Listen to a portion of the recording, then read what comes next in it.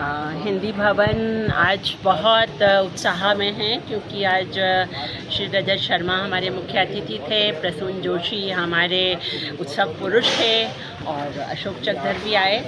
और ये हिंदी भवन की परंपरा में एक ऐतिहासिक क्षण है जबकि रजत जी ने प्रसून जी को सम्मान दिया। भवन उस सारे हमने प्रसून जी को इसलिए आमंत्रित किया कि उन्होंने हिंदी की बहुत सेवा की है और हिंदी को एक घर घर तक पहुंचाने में उनका विशेष योगदान है। और हिंदी भवन ऐसे सभी लोगों को सम्मानित करता है जो हिंदी के प्रति समर्पित हैं, हिंदी के प्रेमी हैं, हिंदी में रुचि रखते हैं।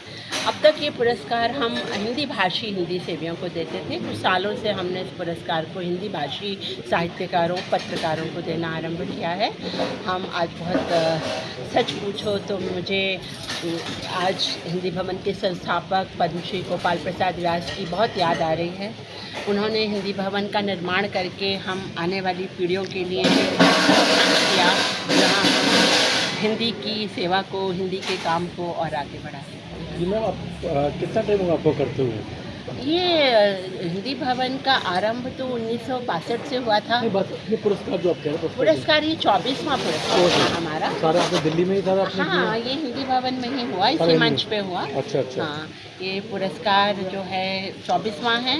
इसमें से 19 पुरस्कार अहिंदी भाषी पत्रकार साहित्यकारों को दिए गए जो अहिंदी होते हुए भी जिन्होंने हिंदी की सेवा की। जी। उसके बाद हमने हिंदी वालों को पुरस्कार देना शुरू किया, जिसमें हमने पहला पुरस्कार जो है हिंदी पत्रकार श्री राम नाम भूल रही हूँ मैं इस वक्त, उनको दिया। फिर राजीव रंजन जी को दिया, न्यूज़ 24 के पत्रकार, माहौल क्या है के। और तीसरा पुरस्कार हमने अब प्रसून जोशी को। कोई आप डिफरेंट कैटेगरी चुनते हैं कि हिंदी भाषी सारे हैं? नहीं, ऐसा नहीं है।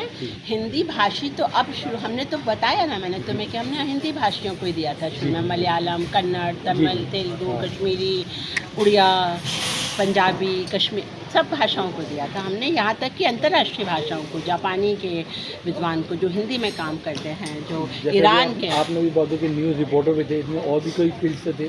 नहीं, हम अब पत्रकारों को, साहित्यकारों को, हिंदी के प्रति समर्पित लोगों को इस श्रृंखला में, श्रेणी में हम पुरस्कार देते हैं। मैम, न्यू जनरेशन के लिए क्या मैसेज है?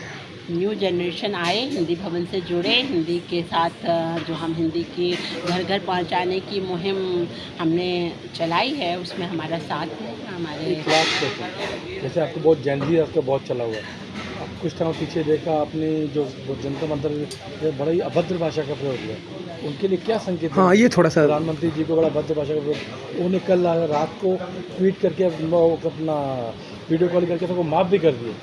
नहीं, ये तो बहुत गलत है।